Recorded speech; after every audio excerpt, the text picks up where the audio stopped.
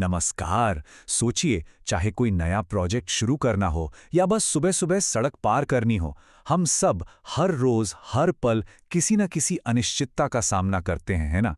पर क्या हो अगर इस अनजान से डरने की जगह हमारे पास इससे निपटने का एक पूरा ब्लूप्रिंट हो? तो आज के इस विश्लेषण में हम ठीक यही समझने वाले हैं कि इस अनिश्चितता को एक ऐसी चीज में कैसे बदला जाए जिसे हम मैनेज कर सकें। जरा इस ख्याल पर एक पल के लिए रुकते हैं। क्या हो अगर हम मुश्किलों को आने से पहले ही भांप सकें? देखिए, ये भविष्य से डरने के बारे में बिल्कुल नहीं है, बल्कि उसके लिए समझदारी से तैयारी करने के बारे में है। और यही तो जोखिम प्रबंधन का असली सार है, डर को दूरदर्शिता में बदलना। और उस सवाल का जवाब वो जोखिम प्रबंधन में ही छिपा है। ये कोई जादू की छड़ी नहीं है, बल्कि अनजान से निपटने का एक बहुत ही शक्तिशाली और व्यवस्थित तरीका है। असल में ये एक ऐसी प्रक्रिया है जो हमें न केवल खतरों को पहचानने में मदद करती है, बल्कि कई बार छिपे हुए मौकों को भी उजागर कर देती है।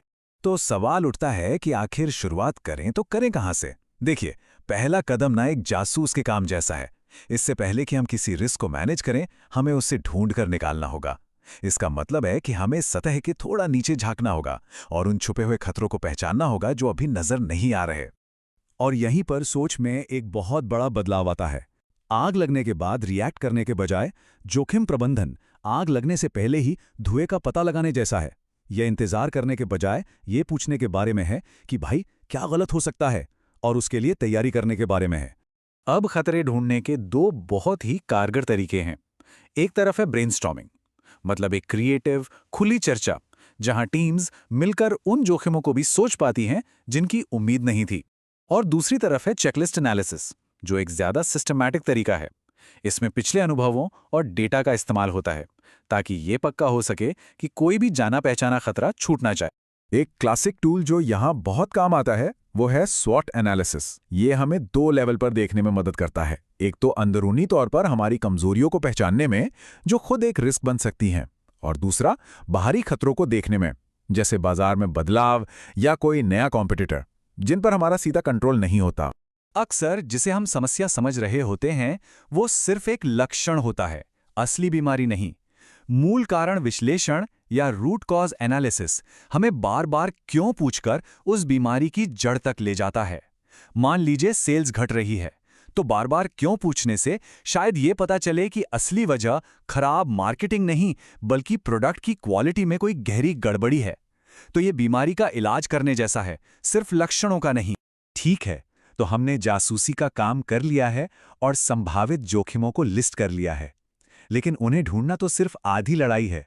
अब सवाल है कि उनका करें क्या। तो चलिए इस अगले हिस्से में उन प्रैक्टिकल रणनीतियों और टूल्स को देखते हैं जिनका इस्तेमाल हम इन जोखिमों को काबू में करने के लिए कर सकते हैं। जोखिमों पर एक्शन लेने के लिए हम एक बहुत ही सरल लेकिन पावरफुल फ्रेमवर्क का इस्तेमाल करते हैं, जिसे कहते हैं 4T। यह हमें एक साफ सुथरी गाइड देता है ताकि हम सिर्फ अंदाजा न लगाएं, बल्कि सोच समझकर फैसला करें। हर जोखिम के लिए हम इन चार में से एक रास्ता चुन सकते हैं। पहला ऑप्शन सबसे सीधा है, टर्मिनेट, यानी जोखिम से पूरी तरह से बचना।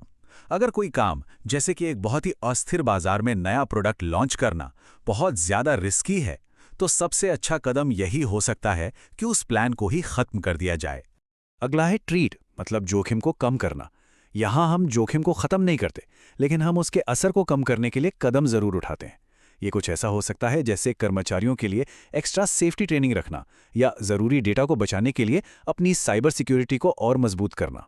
तीसरा टी है ट्रांसफर। इसका सीधा सा मतलब है जोखिम का बोझ किसी और को सौंप देना। इंश्योरेंस इसका सबसे क्लासिक उदाहरण है, जहां हम फाइनेंशियल रिस्क एक बीमा कंपनी को ट्रांसफर कर देते हैं। एक और तरीका है आउटसोर्सिंग, जहां एक खास जोखिम भरा काम किसी ऐसे एक्सपर्ट को दे दिया जाता है जो उसे बेहतर तरीके से संभाल सकता है। और आखिर में हमारे पास है टॉलरेट, यानी स्वीकार करना। देखिए, कभी कभी किसी जोखिम को कम करने का खर्चा खुद उस जोखिम से होने वाले नुकसान से ज्यादा होता है। ऐसे में हम उसे स्वीकार करने का फैसला कर सकते हैं। लेकिन हाँ, इसका मतलब हाथ पर हाथ धरकर बैठना नहीं है। इसका मतलब है एक बैकअप प्लान, एक कंटिंजेंसी प्लान तैयार रखना, ताकि अगर वो जोखिम सच हो जाए तो हम तैयार रहें। ये सारी बातें सुनने में तो बहुत अच्छी लगती हैं, है ना? लेकिन असल दुनिया में ये कैसे काम करती हैं? चलिए अब कुछ बहुत ही दमदार केस स्टडीज पर एक नजर डालते हैं, जो दिखाती हैं कि जब रिस्क मैनेजमेंट सही होता है तो क्या होता है, और जब ये बुरी तरह फेल हो जाता है तो दांव पर क्या लगा होता है। ये स्लाइड दो बिल्कुल अलग अलग कहानियां दिखाती है। एक तरफ है भोपाल गैस त्रासदी, जोखिम प्रबंधन की एक भयानक विफलता जहां चेतावनियों को नजरअंदाज किया गया और सेफ्टी मेजर्स की अनदेखी की गई। और दूसरी तरफ है कोविड-19 महामारी, जिसने हमें असल समय में जोखिम प्रबंधन का एक बहुत बड़ा उदाहरण दिखाया, जहां सरकारों ने पब्लिक हेल्थ मेजर्स और आर्थिक मदद जैसी रणनीतियों के साथ एक ऐसे खतरे का जवाब देने की कोशिश की जिसके बारे में किसी ने सोचा नहीं था।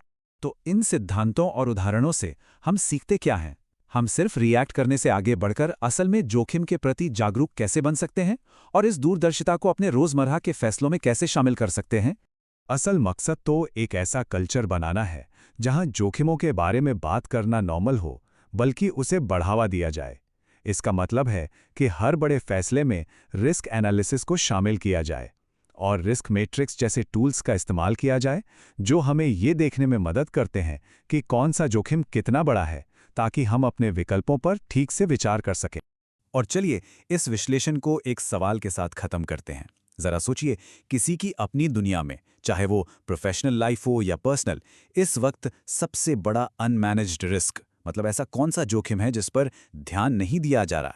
क्योंकि देखिए, सिर्फ उस जोखिम को पहचान लेना ही बेहतर तैयारी की तरफ पहला और सबसे जरूरी कदम होता है।